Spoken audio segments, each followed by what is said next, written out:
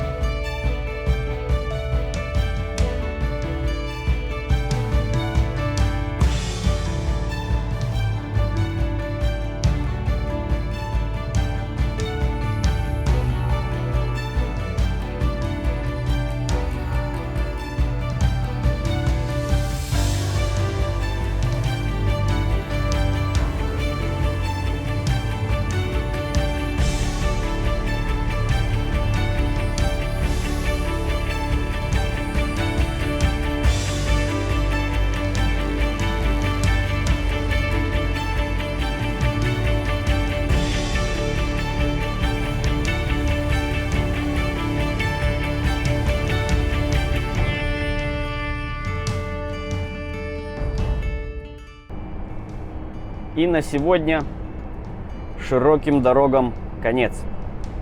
Дальше будет вот такая дорога.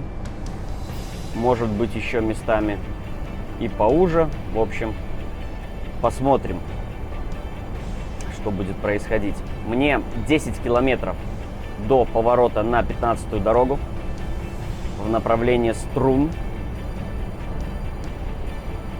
Там уже начнется зона национальных парков. 2 крупных национальных парка.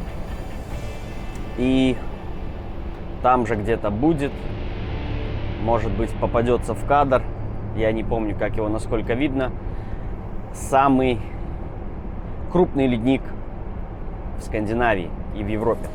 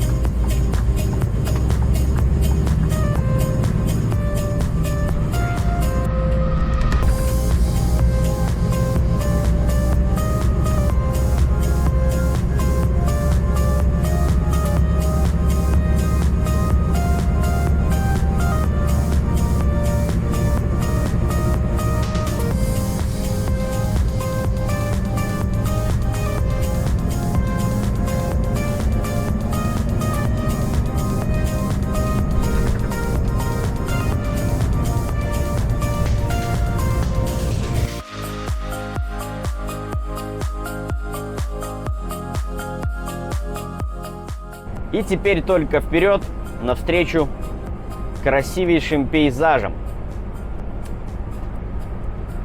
Ну а мы же выехали с востока Швеции и сейчас движемся в направлении запада Норвегии. Эта часть Скандинавии, в частности Норвегии, наверное, является, западная Норвегия, самая живописная и с огромным количеством достопримечательностей. Вот.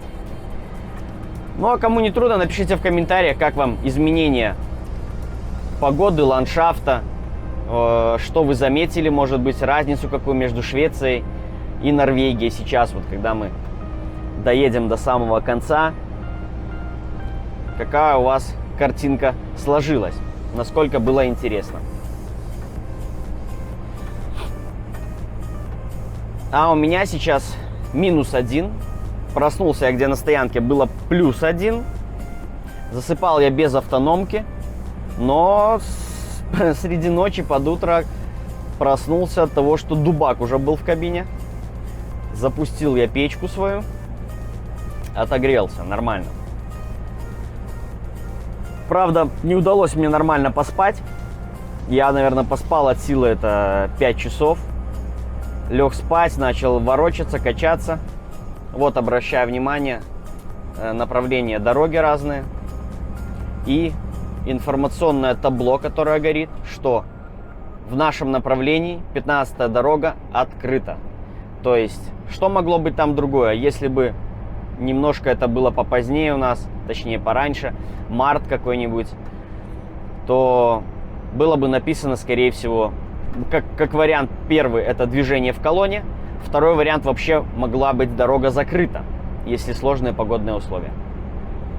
Такие информационные табло практически везде на основных дорогах присутствуют, так как и площадки для одевания цепей.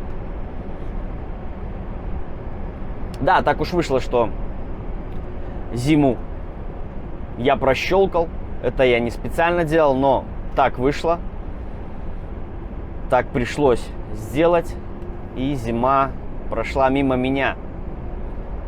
Но ничего. Я надеюсь, что все будет хорошо. И следующий сезон зимы будет отработан у меня по полной на канале.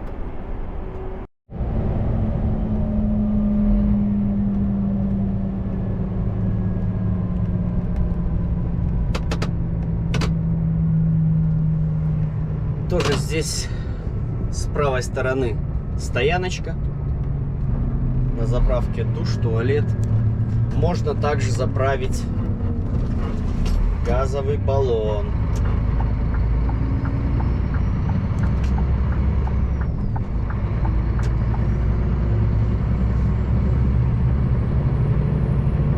И у нас впереди уже просвечиваются заснеженные вершины гор.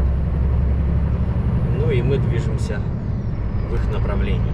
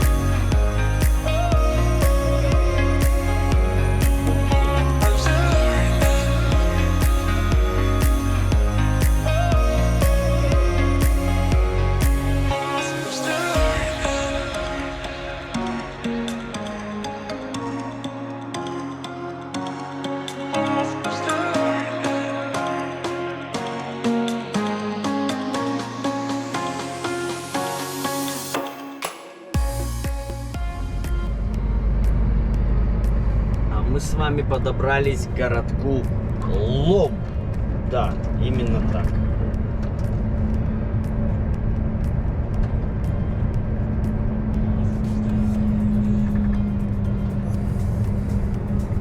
Очень старинный этот городок. И здесь хочу вашему вниманию, чтобы вы уделили, точнее, с правой стороны, вон вдалеке, церквушка. И мы, наверное, проедем сейчас вдоль нее и сможем разглядеть ее получше. Значит, название вообще таких церквушек в Норвегии — Ставкирка. Я на самом деле раньше как-то никогда видел это слово, но не придавал ни значения, не думал, что это именно так называется церковь в Норвегии. Ставкирка, да.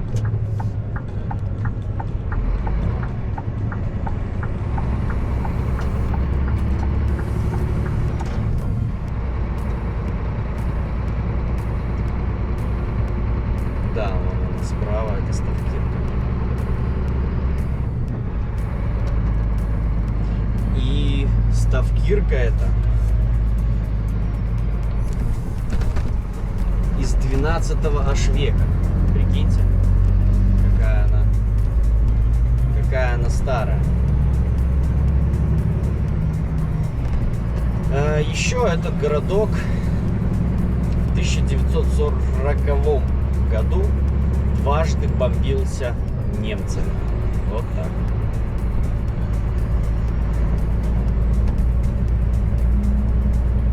Ну, а у нас уже 123 километра до следующего кольца, которое будет уже за перевалом. Сейчас мы пойдем на перевал. И 123 километра пейзажей. К сожалению, я их все 123 километра не смогу запечатлеть, но часть этого всего вы, конечно же, увидите.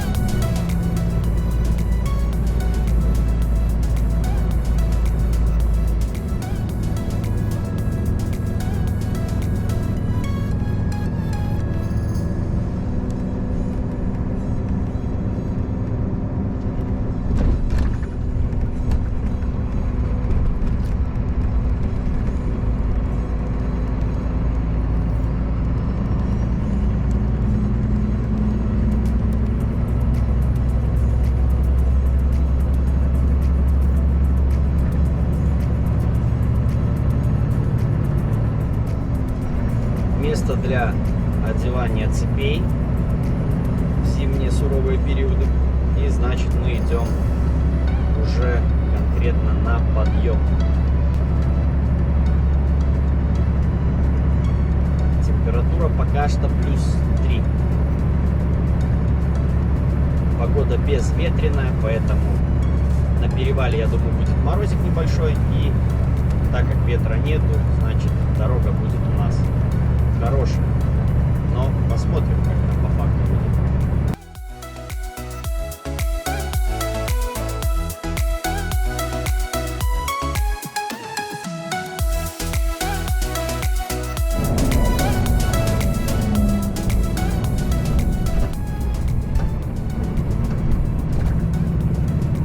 И картинка, друзья, у нас уже поменялась. Иду я дальше на подъем потихоньку. И здесь, конечно, немного дорога уставшая довольно-таки. Трясет не по-детски иногда. Именно что не из-за ям, а типично, как в Норвегии это бывает, из-за таких впадин. И здесь я смотрю, что кусками где-то эту дорогу латали, потому что была она разбита капитально.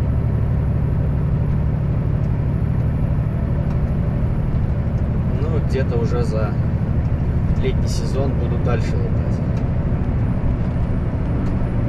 А температура у нас за бортом уже -1. 9 утра. У меня было видео. Я тоже оставлю ссылку в описании. Может, кому-то будет интересно, посмотрите.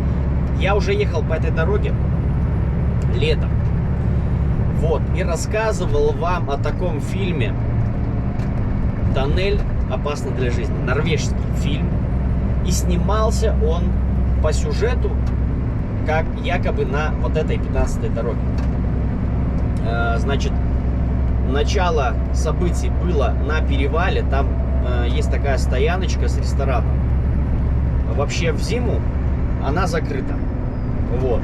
Но сейчас, может быть, уже открыта. И я до туда доеду. И оттуда мы с вами, я уже продолжу. Ну а пока наслаждайтесь пейзажем, и я буду наслаждаться тоже.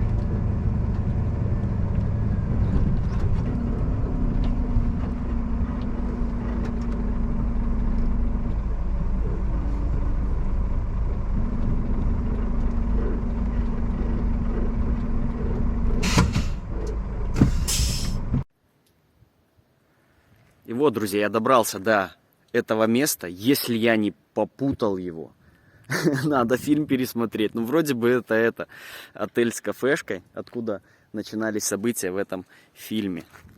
И вот у нас такие вот выше меня ростом здесь сугробы.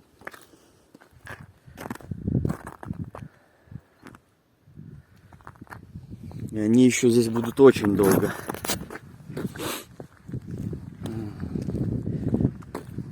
Ну а мы движемся сейчас.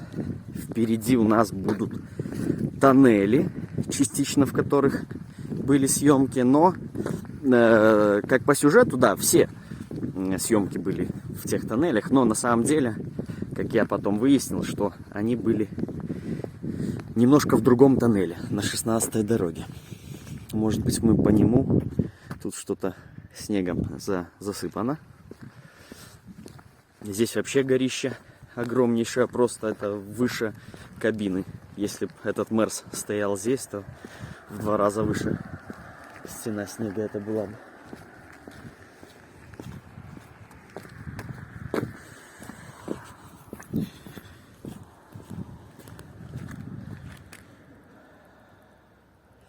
Ну что, погнали дальше.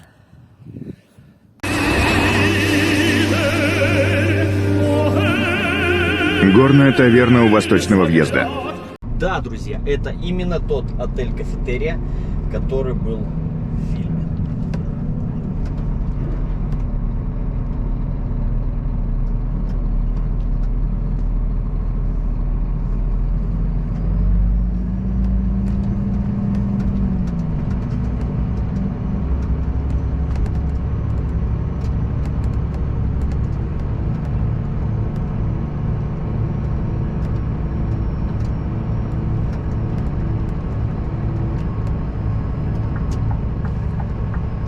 Поэтому советую всем, кто не смотрел фильм, посмотрите.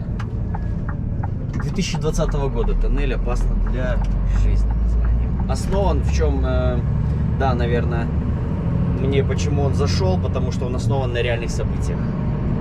Но в этом фильме совместили, как бы сказать вам, 2 разных событий.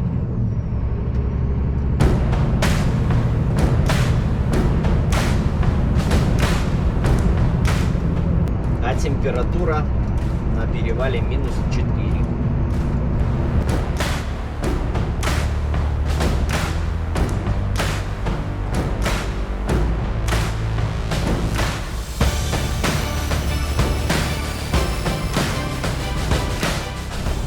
Шикарный просто вид. Замерзшее озеро на перевале.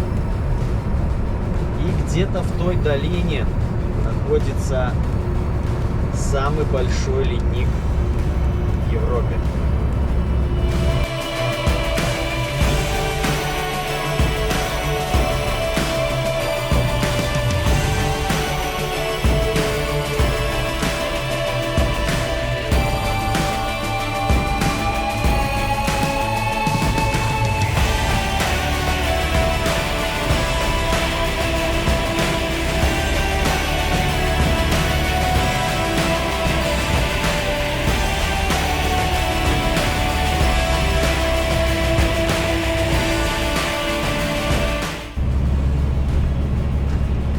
Так, а мы еще идем, я так понимаю, выше. Уже идем на этом участке дороги, на самый высокий подъем.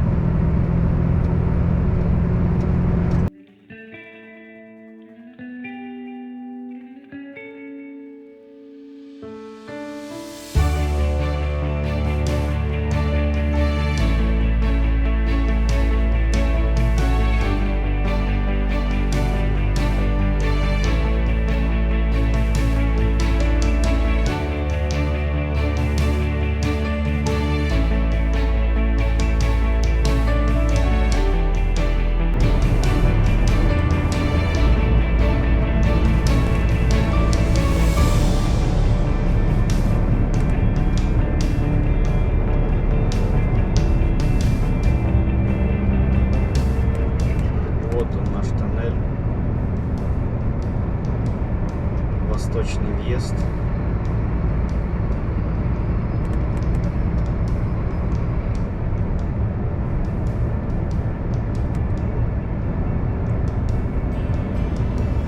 Метра высота ограничения. Тоннель длиной 4,6 километра.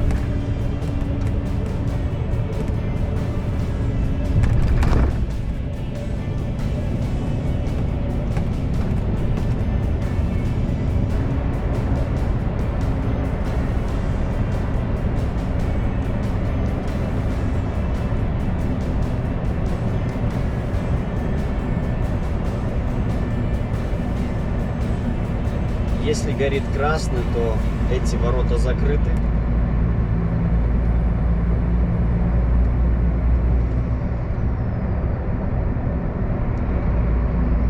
И вы никуда не проедете.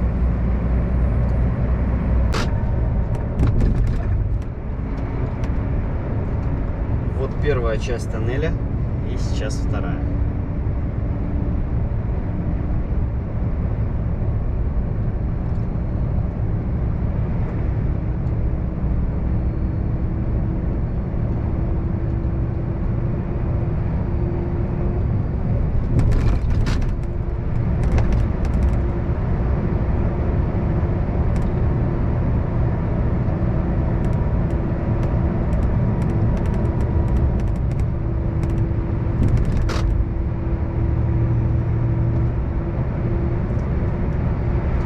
Три 700 вторая часть тоннеля, длина. И также 4 метра ограничения.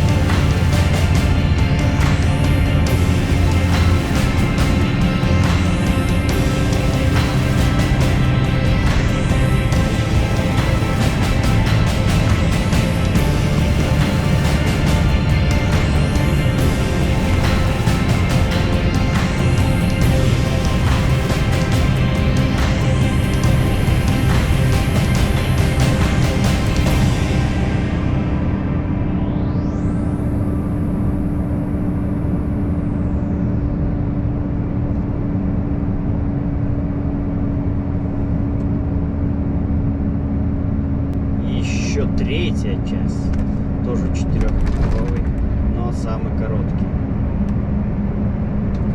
Это все на спуск уже идет дело.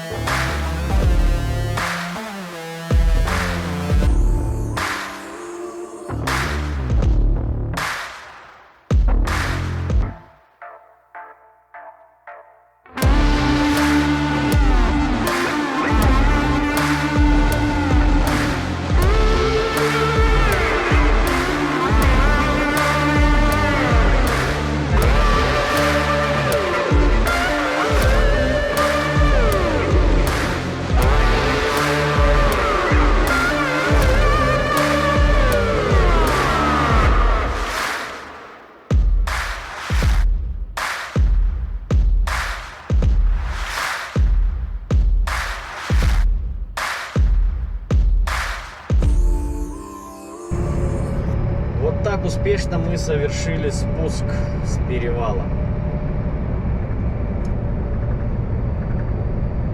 Ну и сейчас надо будет доехать до какой-нибудь стояночки, сделать перерыв и потом уже сделаю бросок до выгрузки. Как раз мне ровно осталось 100 километров. Вот в таком офигенном месте я стал на перерыв 30 минут и потом продолжу в сторону выгрузки ехать. Там останется мне уже 80 километров. Снежная вершина такая.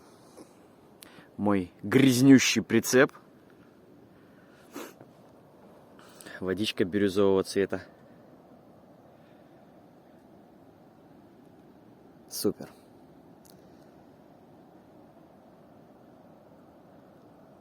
И вон водопадик уже какой-то маленький льется.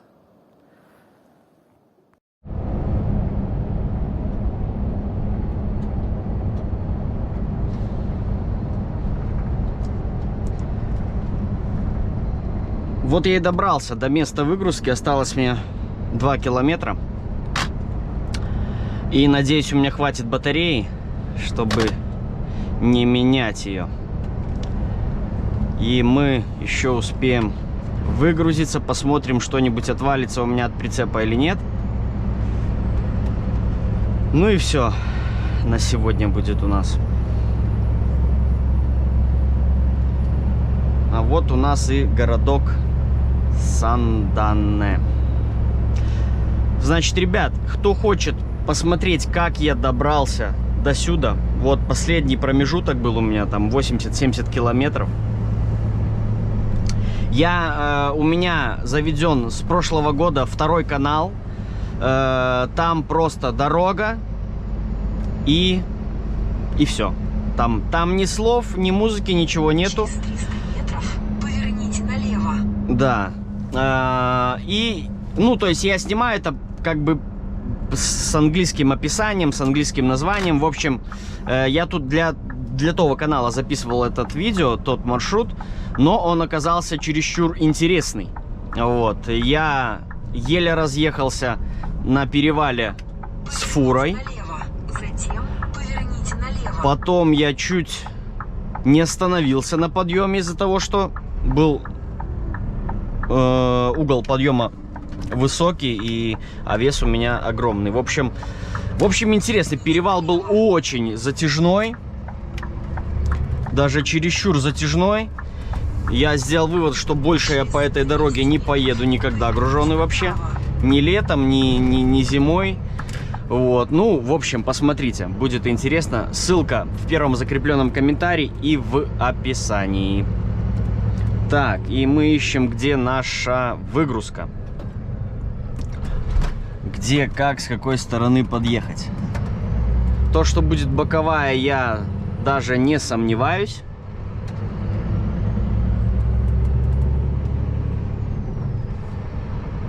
Поверните направо. Поверните направо. Затем ваше место назначения будет слева. Так, ужас какой-то.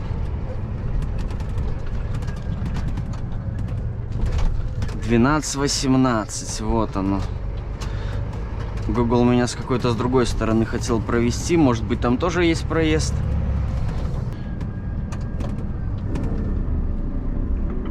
Монна... Ваше место Как у меня вообще называется? находится слева. Монна Викст у меня так и называется. Пошел, показал документы и приехал за мной вот этот вот мужик на погрузчике.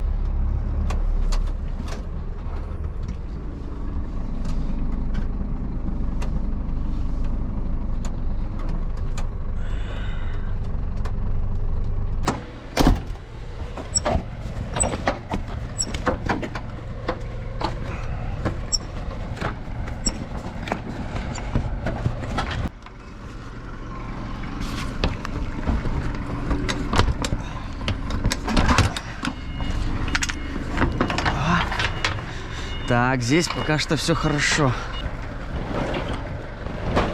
Тент более-менее еще тянется.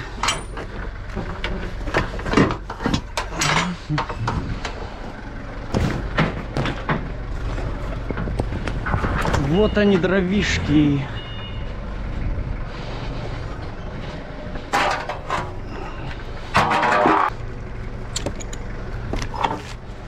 Замки, ремень, ремни, замки.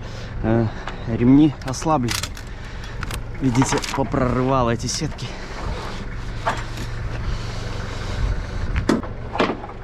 Судя по скрестке сзади, двери будут не открываться. Но желательно, чтобы у меня загрузка была в обратную сторону, боковая, чтобы я вообще эти двери не трогал даже. Видите, еще здесь плюс вот эти вот борта, они, ну, это ничего удобного в них нету.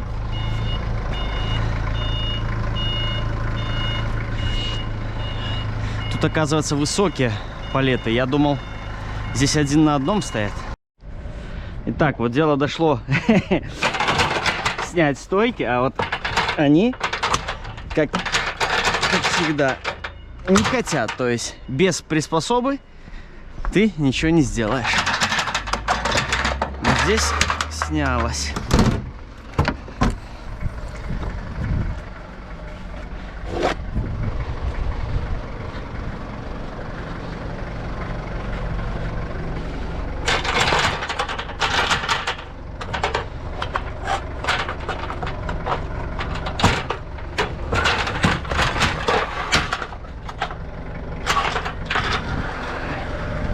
Ну, зато ролики смазаны.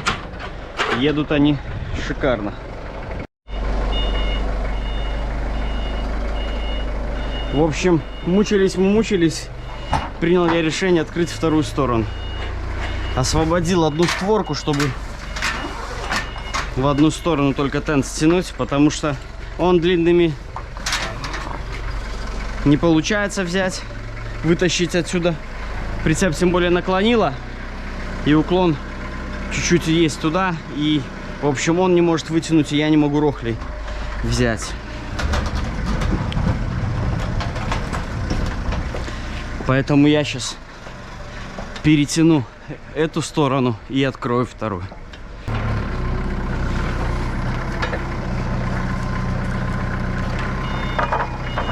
О! Молодец! Сейчас я его соберу, скручу еще 2 ремня. Что-то я решил все ремни поскручивать, потому что чуйка у меня, что загрузка будет какими-нибудь досками, и мне понадобятся скрученные ремни. Вот, поэтому я собираюсь, зачехляюсь и поеду, поищу какую-нибудь ближайшую, наверное, пока парковку. Желательно с умывальником, а лучше еще и с душем. Вот. Ну, а на этом я с вами прощаюсь. Напишите в комментариях, как вам было такое путешествие с востока на запад. Вот, как вам вообще смена ландшафта в одном рейсе и погоды. Вот. До новых встреч, всем удачи, пока.